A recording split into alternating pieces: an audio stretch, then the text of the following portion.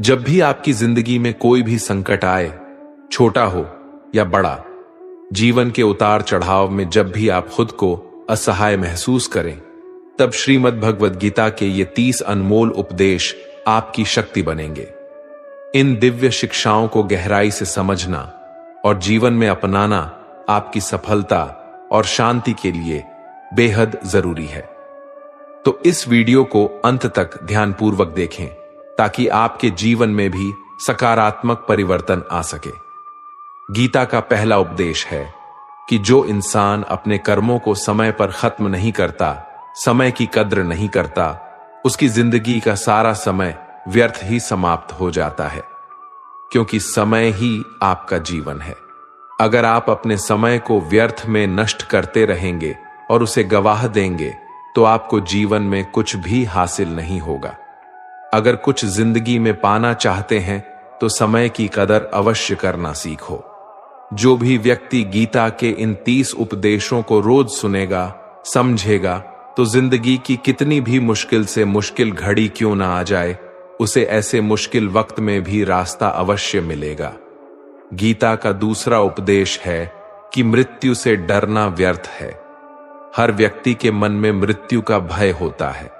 इस संसार का जब से निर्माण हुआ है, तब से जन्म मृत्यु का चक्र चला आ रहा है। ये प्रकृति का नियम है।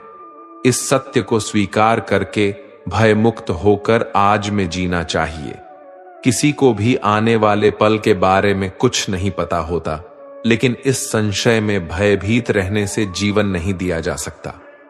गीता का तीसरा उपदेश है कि बुरा इंसान कभी अपनी बुराई नहीं छोड़ेगा। चाहे आप उसके साथ कितना भी अच्छा चलो, वो आपको तकलीफें अवश्य ही देगा। इसलिए जो जैसा है, आप उसके साथ वैसा ही व्यवहार करें। बुरे इंसान के साथ आप कितना भी अच्छा बन जाओ, वो कभी अच्छा नहीं बनने वाला। दुर्योधन जंगल में पांडवों को मारने के लिए गया था, लेकिन वहां पर भी लोगों ने दुर्योधन को पकड़ लिया। उसका मित्र कर्ण भी उसे छोड़कर भाग गया। वो भील दुर्योधन को मार देना चाहते थे, लेकिन युधिष्ठिर अपने भाई की रक्षा करने के लिए वहां पहुंच गया और उसके जीवन की रक्षा की। लेकिन उसके बाद क्या हुआ? वो हमेशा पांडवों को नुकसान ही करता रहा। इसलिए अगर कोई इंसान बुरा है, उसके साथ आप ज्यादा अच्छा बनने की कोशिश ना करो। जो जैसा है, उसके साथ वैसा ही व्यवहार करो। गीता का चौथा उपदेश यह है कि आप जैसा अन्न खाओगे, वैसा ही आपका मन और आपकी बुद्धि होगी। अब वैसा ही कर्म करोगे और वैसा ही आचरण करोगे। सात्विक अन्न खाओगे तो आपका मन भी सात्विक होगा। सात्विक व्यवहार भी करोगे, सोच भी आपकी अच्छी होगी। श्री कृष्ण ने भागवत गीता में सात्विक, राजसी और तामसी, इन तीनों आहारों का विस्तार से वर्णन किया है कि क्या खाना चाहिए, क्या नहीं खाना चाहिए। पर इसका निचोड़ यही है कि जो मनुष्य सात्विकता से भोजन करता है, उसे जीवन में सुख और शांति अवश्य मिलते हैं। गीता का पांचवा उपदेश है कि वो इंसान जिंदगी में सफल माना जाएगा जो अंदर से हमेशा खुश रहता है। बाहर से तो सभी खुश दिखाई देते हैं, लेकिन अंदर से इंसान अशांति से भरा रहता है। बहुत पैसा कमा लिया, कामयाबी हासिल कर ली, लेकिन वो कामयाबी असली नहीं। असली कामयाबी तब मानी जाएगी जब आपका मन खुश रहता हो। गीता का छठा उपदेश है कि जो किसी और का है, उस पर कभी अधिकार अपना नहीं जमाना चाहिए, कभी कब्जा नहीं करना चाहिए। जब शकुनी ने षड्यंत्र करके पांडवों को हस्तिनापुर से अलग करवा दिया, एक राज्य दे दिया जहां की भूमि भी बंजर थी, जहां और कुछ नहीं हो सकता था, लेकिन पांडवों ने उस शहर को इतना सुंदर बना दिया, इतना वैभवशाली बना दिया कि हस्तिनापुर भी उसके आगे फीका लगने लगा। और उसके वैभव को और सुख को देखकर दुर्योधन अंदर ही अंदर जलता था, और इसीलिए उसने कई षड्यंत्र करके उनका वो खांडव भी उनसे छीन लिया। जो चीज उनकी नहीं थी, उस पर भी कब्जा किया। तो उसका आखिर में परिणाम यही हुआ कि जो चीज उनके पास थी, वो भी उसके पास नहीं रही, उसे गंवाना पड़ गया। इसलिए जो आपका नहीं है कभी उस पर अधिकार नहीं जमाना चाहिए। गीता का 7वां उपदेश है कि चाहे कितना भी बुरा वक्त आ जाए, लेकिन जो इंसान जिंदगी में कभी हिम्मत नहीं हारता वो सब कुछ हासिल कर सकता है। जब पांडव लोग जुए में सब कुछ हार गए, उनको 12 साल के लिए वनवास मिला और 1 साल के लिए अज्ञातवास। वो भिक्षा मांग के अपनी जिंदगी को पालते थे। भयानक जानवरों के बीच जंगलों में भटकते रहते थे, लेकिन इतना मुश्किल वक्त झेलने के बाद भी आखिर में विजय उन्हीं की हुई, क्योंकि उन्होंने अपने अंदर कभी हिम्मत नहीं खोई। ऐसे ही आपकी जिंदगी में कितना ही मुश्किल वक्त क्यों ना आ जाए, लेकिन आपके अंदर अगर हिम्मत है तो जीत आपकी अवश्य होगी। गीता का 8वां उपदेश है कि जीवन में वैसे तो लड़ाई झगड़े से बचना चाहिए, लेकिन जब बात आपके चरित्र, सम्मान और अधिकार की हो तो लड़ना भी चाहिए। अर्जुन भी महाभारत का युद्ध करना नहीं चाहते थे, क्योंकि सामने उसके अपने खड़े थे, लेकिन श्री कृष्ण ने उन्हें उपदेश दिया कि यहां पर बात लड़ाई की नहीं है, तेरे सम्मान की है, तेरे चरित्र की है, तेरे अधिकार की है। जो द्रौपदी के साथ कौरवों ने भरी सभा में अपमान किया, उसे नग्न करने की कोशिश की, इतना बड़ा अधर्म किया, वो तुम्हें कभी नहीं सहना चाहिए। इसलिए बात जब आपके चरित्र पर आ जाए, आपके सम्मान पे आ जाए, तो चाहे वो अपना ही क्यों ना हो, आपको उसके साथ अवश्य ही लड़ना चाहिए। गीता का 9वां उपदेश है कि किसी पर भी आंखें बंद करके भरोसा नहीं करना चाहिए। जैसे महाभारत की कथा में दुर्योधन ने कितनी बार षड्यंत्र करके पांडवों को मारने की कोशिश की, आग में जलाने की कोशिश की, पर वो धर्म पर चलने वाले लोग बार बार उसकी बातों में आ गए। ये बात और है कि ईश्वर उनकी रक्षा कर रहे थे, पर जिसे वो अपना भाई समझ रहे थे, जिससे वो अपना सगा समझ रहे थे, जिस पे वो भरोसा कर रहे थे, वही उनकी मृत्यु करवाना चाहता था। इसलिए भरोसा करते समय अपनी आंखें जरूर खुली रखनी चाहिए। गीता का 10वां उपदेश है, जिसके साथ सत्य और ईश्वर की शक्ति है। चाहे सारी दुनिया उसके खिलाफ ही क्यों ना हो जाए, लेकिन अंत में जीत उसी की होती है। श्रीमद् भगवद गीता में कुल 700 श्लोक है और 18 अध्याय हैं। गीता का आखिरी श्लोक है, यत्रह योगेश्वरः कृष्णो यत्र पार्थो धनुर्धरः तत्र सिरिरः विजयोर भूति विधवाणी फिर मतिर्ममः। धृतराष्ट्र बार बार संजय से पूछता था कि बताओ, युद्ध में कौन जीत रहा है, कौन हार रहा है, क्योंकि उसे विश्वास था कि भीष्म पितामह मेरे पक्ष में है, गुरु द्रोणाचार्य मेरे पक्ष में है, और यहां तक कि कर्ण भी मेरे पक्ष में है, तो भला हमें कौन हरा सकता है। लेकिन संजय ने धृतराष्ट्र को कहा कि जहां ईश्वर है वहीं पर सकते हैं, और हमेशा वही जीत होती है। चाहे आपके पास कितनी भी शक्ति क्यों ना हो, लेकिन सत्य और ईश्वर जिसके लिए खड़े हो जाए, उसे दुनिया में कोई भी नहीं हरा सकता। गीता का 11वां उपदेश है कि जिसे आप सबसे ज्यादा महत्व दोगे, वो आपको कभी महत्व नहीं देंगे। आपने कभी गौर किया है कि आपका अपमान कौन लोग करते हैं कि आप जिसे सबसे ज्यादा, हद से ज्यादा महत्व देते हैं। दूसरों की इज्जत करना अच्छी बात है, पर दूसरों की अगर बहुत ज्यादा इज्जत करेंगे, उनकी नजर में आपकी इज्जत खत्म हो जाती है। इसलिए किसी को भी कभी भी अपना सब कुछ नहीं बनाना चाहिए कि तुम ही मेरे सब कुछ हो। जैसे ही आप किसी को अपना सब कुछ बना लेते हैं, तो आप उसके लिए कुछ भी नहीं रह जाते। इसलिए लोगों को इज्जत उतना ही देना चाहिए जितना वो हजम कर सके। हद से ज्यादा इज्जत देना आपकी ही बेइज्जती करवा सकता है। गीता का 12वां उपदेश है कि कभी भी किसी भी चीज की अति नहीं करनी चाहिए। कोई भी चीज हद से ज्यादा नहीं करना चाहिए। किसी से प्रेम भी हद से ज्यादा मत करना। किसी से नफरत भी हद से ज्यादा नहीं करना। हद से ज्यादा मीठा भी खराब हो जाता है। हद से ज्यादा कड़वा भी खराब हो जाता है। हद से ज्यादा आराम भी आपको बीमार कर सकता है। हद से ज्यादा खाना भी आपको बीमार कर देगा। हद से ज्यादा भूखा रहना भी आपको नुकसान ही पहुंचाएगा और हद से ज्यादा जागना भी आपको बहुत ज्यादा नुकसान पहुंचाएगा। इसलिए जीवन को संतुलन के साथ जीना चाहिए। जैसे ही आप संतुलन को खो देते हैं, वैसे ही आपके जीवन में कोई ना कोई छोटी या बड़ी दुर्घटना हो जाती है। गीता का 13वां उपदेश है कि हर काम को समझदारी से करना ही योग होता है। योगा कर्मसु कौशलम। कई लोग काम तो करते हैं लेकिन उन्हें हासिल कुछ नहीं होता। बहुत लोग कहते हैं कि हम तो मेहनत बहुत करते हैं, तब भी जिंदगी में सफलता हासिल नहीं हो रही है। लेकिन सच्चाई यह है कि बहुत कुछ करने से, बहुत मेहनत करने से आपको सफलता नहीं मिलेगी, लेकिन सही तरीके से, सही समझ के साथ काम करने से आपको जिंदगी में सफलता अवश्य मिलेगी।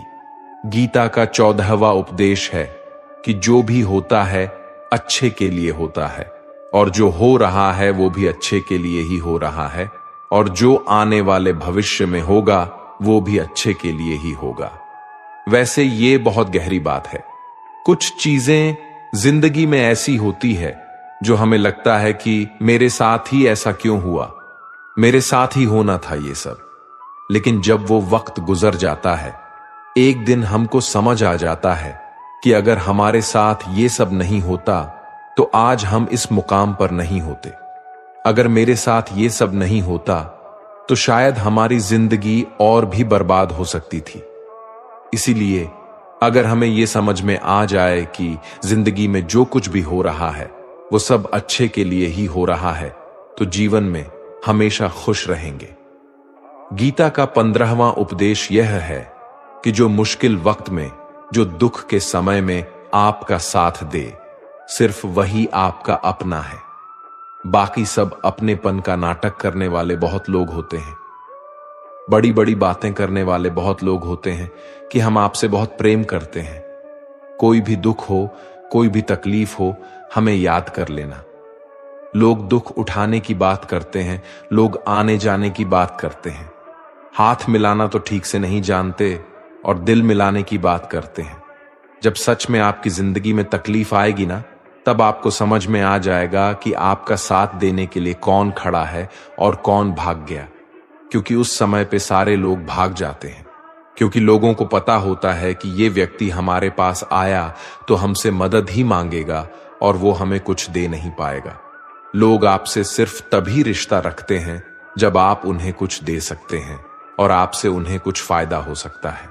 लेकिन जब लोगों को ये पता चल जाता है, ये समझ में आ जाता है कि उनको आपसे कोई फायदा नहीं होने वाला, बल्कि उनको तो आपकी मदद करनी पड़ेगी, तो वो आपको दूर से ही देखकर भाग जाते हैं। इसलिए जो आपके मुश्किल वक्त में आपके साथ खड़ा हो, सिर्फ वही आपका अपना होता है। बाकी इस दुनिया में सब पराये होते हैं, क्योंकि सिर्फ अपना अपना कह देने से कोई अपना नहीं हो जाता। गीता का 16वां उपदेश है कि चाहे आप किसी की मदद करें या ना करें, लेकिन जानबूझकर कभी किसी का दिल नहीं दुखाना चाहिए। क्योंकि जब आपकी वजह से किसी का दिल दुखता है ना, तो याद रखना आपको भी वही दर्द एक दिन जरूर मिलेगा। लेकिन जब आप किसी का दिल दुखाते हैं तो आपको भले पता ना चलता हो, लेकिन जब कोई भी आपका दिल दुखाता है तब आपको समझ में आ जाता है कि दिल पर चोट लगने की वजह से कितना दर्द होता है।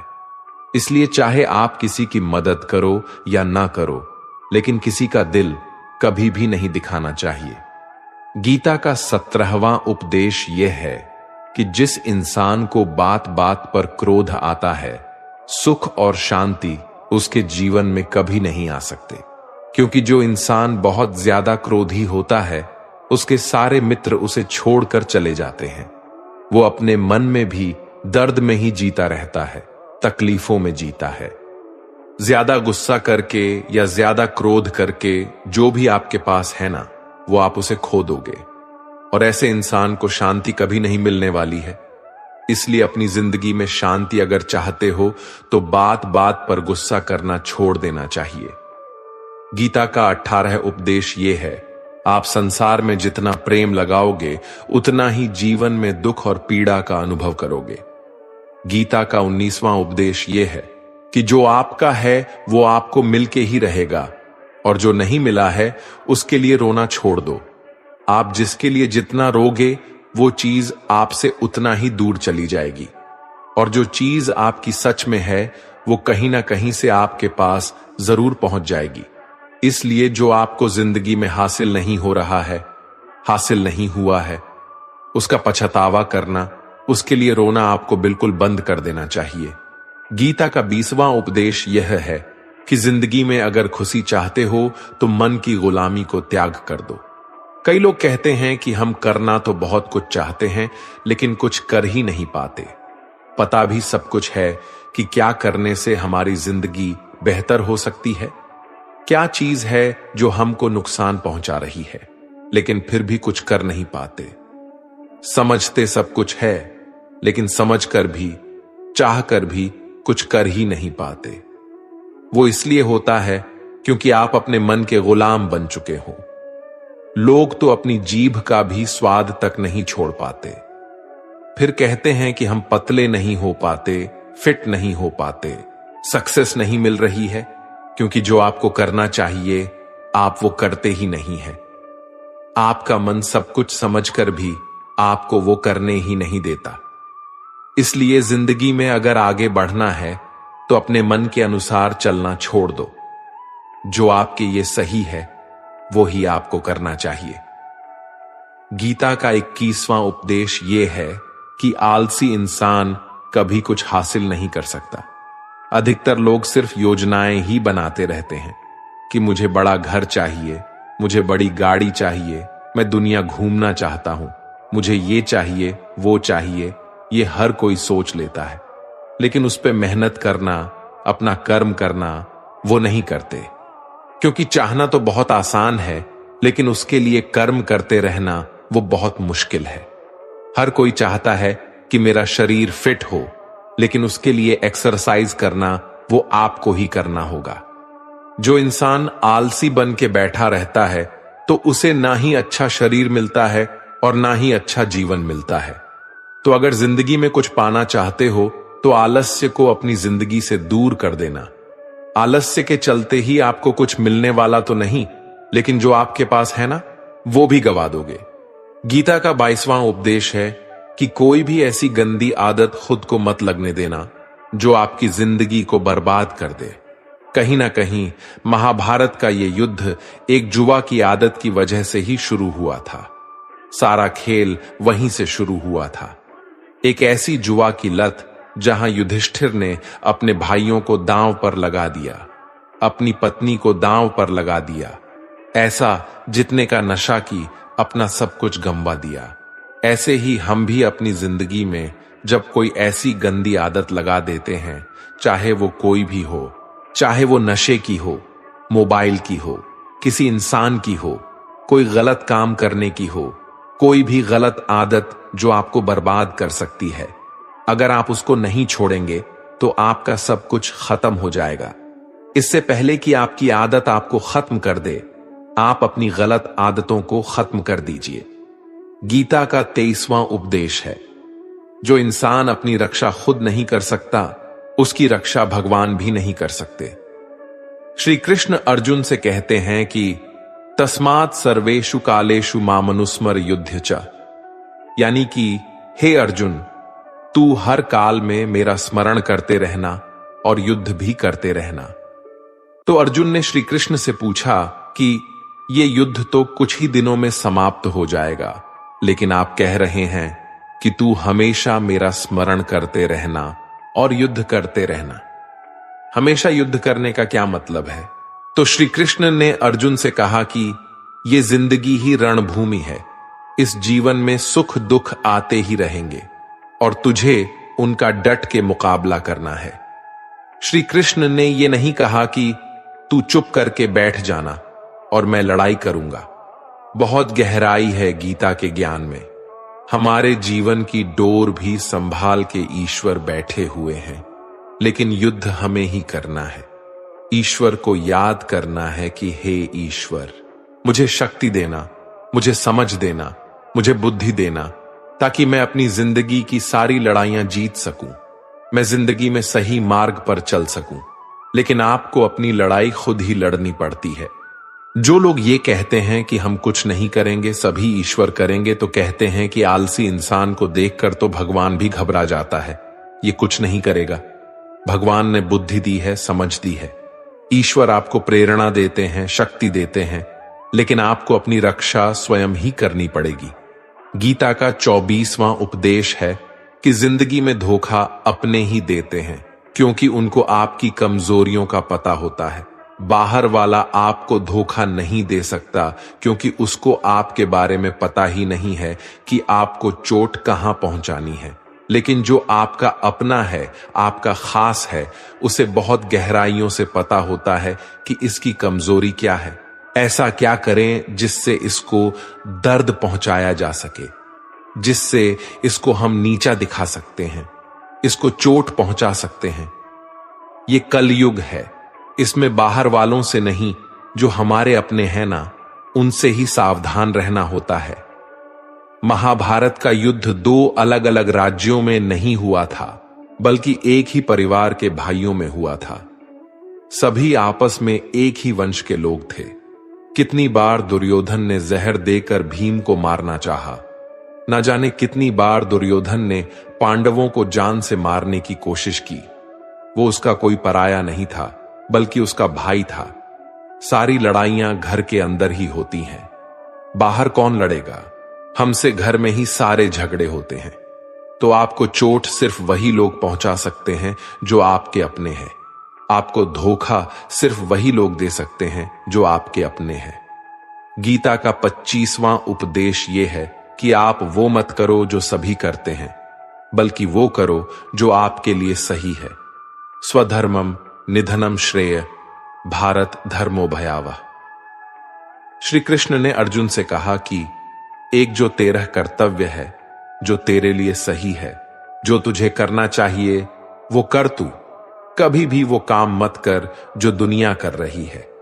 क्योंकि अर्जुन श्री कृष्ण से कहने लगा कि ऐसे भयंकर युद्ध में पढ़ने से अच्छा है कि मैं सन्यासी बन जाऊं। तो श्री कृष्ण ने अर्जुन से कहा कि सन्यासी बनना तेरा कर्म नहीं है, तेरा धर्म नहीं है, क्षत्रिय है तू। कर्म और तेरा धर्म यही है कि तू अधर्म का नाश कर, धर्म की रक्षा कर। ऐसे ही हर इंसान का एक अलग कर्तव्य होता है, एक अलग ही मार्ग होता है। तो कभी भी उस मार्ग पर मत जाना जहां सारी भीड़ जा रही हो। कभी भी वो काम मत करो जो दुनिया करती है, कि आजकल का ये ट्रेंड हो गया है, ये फैशन हो गया है। सब करते हैं इसलिए हम भी कर रहे हैं। सारी भीड़ यही काम कर रही है, इसलिए हम भी कर रहे हैं। अगर आप वो करोगे जो भीड़ कर रही है, तो आप भी उसी भीड़ में कहीं खो जाओगे। लेकिन वही अगर आप वो करोगे जो आपके लिए सही है, जो आपकी प्रतिभा है, तो दुनिया की सारी भीड़ में भी आप सबसे अलग नजर आओगे। गीता का 26वां उपदेश है कि किसी से भी हद से ज्यादा मोह कभी नहीं करना चाहिए। जिससे भी आप सबसे ज्यादा मोह लगाओगे, देखना वो आपको अवश्य रुलाएगा। मोह की वजह से ही आप किसी के पीछे मरते रहते हैं। मोह की वजह से ही आपको कई बार अपमान भी सहना पड़ता है, और कई लोगों को मोह की वजह से ही अपना अपमान दिखता भी नहीं है कि सामने वाला मेरी इज्जत तक नहीं कर रहा और मैं इसके पीछे मरा जा रहा हूं। वो आपकी आंखों पे ऐसी पट्टी लगा देता है कि आपको सच और झूठ दिखाई ही नहीं देता। आपको किसी इंसान का चेहरा दिखाई नहीं देता। आप जो देखते हैं, जो सुनते हैं, उसी पर यकीन करने लगते हैं। फिर चाहे आपको कितना ही दर्द मिल रहा हो, अगर आप किसी इंसान को ठीक से समझना चाहते हैं, उसकी सच्चाइयों को जानना चाहते हैं, तो उसके लिए बहुत जरूरी है कि आप उसके मोह से जल्द बाहर आ जाएं। आपका मोह आपको दुख देता है। जिस दिन मोह खत्म, उस दिन आपको किसी भी रिश्ते से कोई दुख नहीं मिल सकता, क्योंकि आपको फिर कोई फर्क ही नहीं पड़ेगा। गीता का 27वां उपदेश है कि जो आपके साथ अधर्म करे, पाप करे, गलत करे, उसे दंड जरूर देना चाहिए। अगर आप उसे सहते हैं तो वो आपके साथ और गलत करता रहेगा। अगर आप उसे सहते हैं तो उसके पाप में आप भी भागीदार हो जाएंगे। अर्जुन श्री कृष्ण से कहने लगे कि जिनसे मैं युद्ध करने जा रहा हूं, ये सब मेरे भाई हैं, मेरे गुरुजन हैं। मैं इनके सामने कैसे हथियार उठाऊं, इनको कैसे मारूं? तो भगवान श्री कृष्ण ने अर्जुन से कहा कि जिन्हें तुम अपना मानते हो वो सभी अधर्मी हैं, वो पाप के पक्ष में खड़े हैं, और अगर तुम इनका वध नहीं करोगे, युद्ध नहीं करोगे, तो समाज में और भी पाप बढ़ जाएंगे। क्योंकि जब कोई ऐसे पापियों को नहीं रोकता है तो ये और भी ज्यादा पाप करते हैं। ऐसे ही जब आपके साथ कोई गलत करता है, आपको चोट पहुंचाता है, दुख पहुंचाता है, और वही आप चुपचाप रहते हो, तो उससे सामने वाले का मनोबल बढ़ जाता है। वो आपको कमजोर समझने लगता है और आपके साथ गलत करने का वो अपना हक समझने लगता है। लेकिन जब आप उसके गलत व्यवहार को, उसके अधर्म को रोक लेते हैं, उसका विरोध करते हैं, तब वो अपनी सीमा में रहना सीख जाता है। और यही कलयुग है। अगर इस जमाने में आपको खुश रहना है तो आपको अपनी रक्षा खुद ही करनी होगी। कोई आपके साथ गलत करे तो उसको कभी नहीं सहना रहना चाहिए, बल्कि उसका सामना करना चाहिए। गीता का 28वां उपदेश है कि आज मैं जियो, हल्की चिंता करना छोड़ दो। जो भी व्यक्ति अपनी बीते हुए कल या अपने आने वाले कल में खोया हुआ रहता है, वो जिंदगी में कभी खुश नहीं रह सकता। आपको जिंदगी में खुशी सिर्फ और सिर्फ तब मिल सकती है जब आप वर्तमान में जी सके, आज के आनंद को जी सके। बीते हुए कल और आने वाले कल का कोई वास्तविक अस्तित्व नहीं होता। वो सिर्फ आपकी बुद्धि और आपके विचारों में होता है। उसे सिर्फ आप अपने मन के अंदर और बुद्धि के अंदर जीते हैं। उसकी कोई वास्तविकता इतनी नहीं होती। उसे सिर्फ आप अपने मन के अंदर और बुद्धि के अंदर जीते हैं।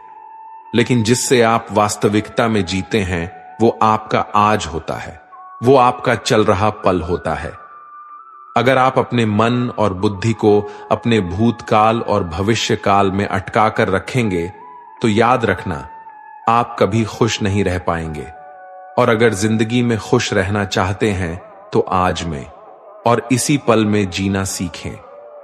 गीता का 29वां उपदेश है कि आपके सारे दुखों का कारण किसी को अपना मानना है। आप कभी गौर करना, आपकी जिंदगी के सारे दुख, सारी तकलीफें, सारी चिंताएं वहीं से आते हैं जहां आपका अपमान होता है कि ये मेरा है, ये मेरा अपना है। यहीं से आपकी जिंदगी में दुख का आना शुरू हो जाता है। इसे एक छोटी सी कहानी से समझते हैं। एक व्यक्ति के पास एक बहुत बड़ा महल था। उसने जिंदगी भर की सारी संपत्ति लगाकर उस महल को बनाया था। आसपास के शहरों के कई लोग उसके महल को देखने आते थे। कई बड़े बड़े सेठ उसके महल को खरीदने की कोशिश करते थे। इसलिए वो महल उसका अहंकार हो गया, उसके जीने की वजह था। उसका उस महल से बहुत लगाव था। एक दिन उसके महल में आग लग गई और वो कहीं बाजार गया हुआ था। जब वो घर लौट कर आया तो उसने देखा कि उसका महल तो आग में जल रहा है। अपने घर को आग में जलता हुआ देखकर उसे इतना दुख हुआ। उसने कहा, अगर ये महल नहीं रहेगा तो मैं भी जिंदा नहीं रहूंगा। अगर मेरा महल ही जलकर राख हो जाएगा तो मैं जीकर क्या करूंगा। वो भी उसी आग में छलांग लगाने की कोशिश करने लगा। तो किसी दूसरे व्यक्ति ने उसे रोक लिया और कहा कि भाई, ये जो तुम्हारा महल है, इस महल को तुम्हारे कल बेटे ने किसी और को बेच आया है।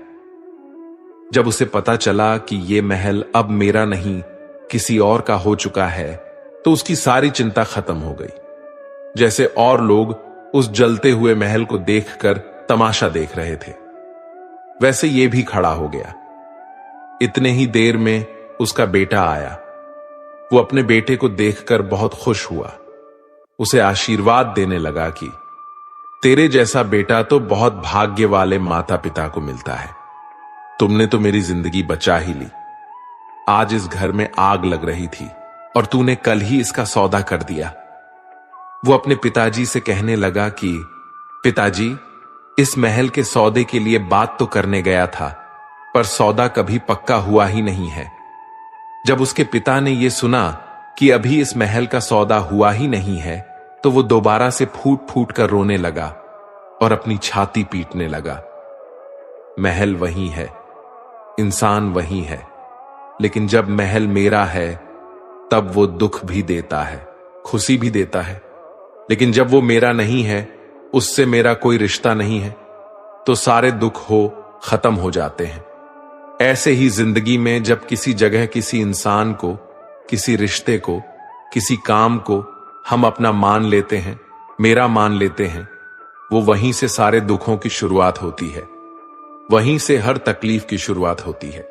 तो श्रीमद् भगवद गीता का ये 29वां उपदेश यही कहता है कि आप जैसे ही किसी को अपनी जिंदगी जीने की वजह मान लेते हो, इसके बिना तो मैं जी ही नहीं सकता, तो फिर वो चीज, वो इंसान, वो काम आपको बहुत दुख देता है। दोस्तों, इससे पहले कि हम अपने उपदेश पर जाएं, आपसे विनती है कि अगर आप इस वीडियो से कुछ भी सीख रहे हैं तो इस वीडियो को एक लाइक कर दीजिए और इस चैनल को सब्सक्राइब कर लीजिए। तो फिर चलिए आगे बढ़ते हैं। गीता का 30वां उपदेश है अश्वमेव भुक्तव्यम कृतम कर्म शुभाशुभम। इसका मतलब है कि आपने कोई भी कर्म किया हो, उसका फल आपको जरूर भोगना पड़ेगा। अगर आपने अच्छे कर्म किए हैं तो वो जाने अनजाने में किसी मुश्किल वक्त पे आपको वो अच्छे कर्म उस मुश्किल वक्त से बचा ही लेंगे। अगर आपने गलत कर्म किए हैं, पाप किया है, तो उसकी सजा भी आपको जरूर मिलेगी। तो इंसान कितना ही छुपकर कर्म करे, चाहे वो कितना ही चालाकी से कर्म करे, लेकिन कहते हैं ना, उस परमात्मा के, ईश्वर के चारों तरफ कैमरे लगे हुए हैं। हमारे एक एक कर्म पर वो प्रकृति, वो परमात्मा अपनी दृष्टि बनाए रखते हैं। हमारे एक एक कदम का हिसाब होता है। इसे हम एक कहानी से समझाते हैं। एक गांव में 2 मित्र रहते थे। उन दोनों ने विचार किया, इस गांव में हम धन नहीं कमा पा रहे हैं। वो दोनों धन कमाने के लिए शहर चले गए। कुछ वर्ष वहां रहकर उन्होंने काफी धन कमाया। फिर सोचा कि अब हम अपने घर वापस चलते हैं, और हमने अच्छा खासा धन कमा लिया है। उस समय पे यातायात की इतनी सुविधाएं नहीं होती थीं। वो अपने बैलों पर ही यात्रा कर रहे थे। चलते चलते मार्ग में रात हो गए, तो उन्होंने विचार किया कि आज रात हम यहीं विश्राम करते हैं। एक मित्र ने कहा कि मैं यहां पर रहकर धन की रक्षा करता हूं, तुम बाजार जाकर भोजन की व्यवस्था कर लो। जब वो मित्र बाजार गया तो उसके मन में पाप आ गया। उसने सोचा कि इतना पैसा हमने कमा लिया है, अगर मैं इसको यही जंगल में मार दूं तो सारा पैसा मेरा हो जाएगा, नहीं तो मुझे इसका आधा धन इसको देना पड़ेगा। मन में ये खोट आने पर उसने अपने मित्र के खाने में जहर मिला दिया, और जब वो खाना लेकर के अपने मित्र के पास गया, उसका मित्र वो जहर वाला खाना खाकर वहीं पर उसकी मृत्यु हो गई। वो व्यक्ति सारा धन लेकर के अपने घर वापस आ गया। फिर उसके घर में पुत्र ने जन्म लिया। जब उसका बेटा पैदा हुआ तो वो बहुत ही बीमार रहता था। उसने अपने जीवन में जो कुछ भी धन कमाया था, उसका वो सारा धन अपने बेटे के इलाज में ही खत्म हो गया। बेटा बड़ा होता गया और इसका धन नष्ट होता गया। जब उसका बेटा थोड़ा और बड़ा हो गया तो उसके पिता ने पूछा कि बेटा, तू इतना बीमार क्यों रहता है? तू ठीक क्यों नहीं होता? मैंने अपनी जिंदगी का सब कुछ तुझ पर लगा दिया है, फिर भी तेरी तबीयत ठीक नहीं रहती। तो उसके बेटे ने बोला, कौन सा बेटा और कौन सा पिता? मैं तो तेरा वही मित्र हूं जिसको तूने जंगल में जहर देकर मार दिया था। मैंने अपना वही हिसाब पूरा करने के लिए तेरे पुत्र के रूप में तेरे ही घर में आया हूं। अब मेरा तेरा हिसाब बराबर। अब मेरा जीवन यहीं समाप्त होता है। तो गीता का उपदेश हमें यही सिखाता है, कोई अपने आप को कितना भी चालबाज समझता हो, होशियार समझता हो, लेकिन अगर उसने गलत कर्म किया है, चाहे आज नहीं तो कल उसे उसका फल भोगना ही पड़ता है। कोई भी व्यक्ति अपने किए हुए कर्म से बिना उसको भोगे कभी छूट नहीं सकता। दोस्तों, अगर आपने इस वीडियो से कुछ भी सीखा हो तो इस वीडियो को एक लाइक कर दीजिए और कमेंट में जय श्री राधे कृष्णा अवश्य लिखिए। और इस चैनल पर नए हैं तो चैनल को सब्सक्राइब करके नोटिफिकेशन बेल आइकॉन को ऑल पर सेलेक्ट कर लीजिए। धन्यवाद। जय श्री कृष्णा।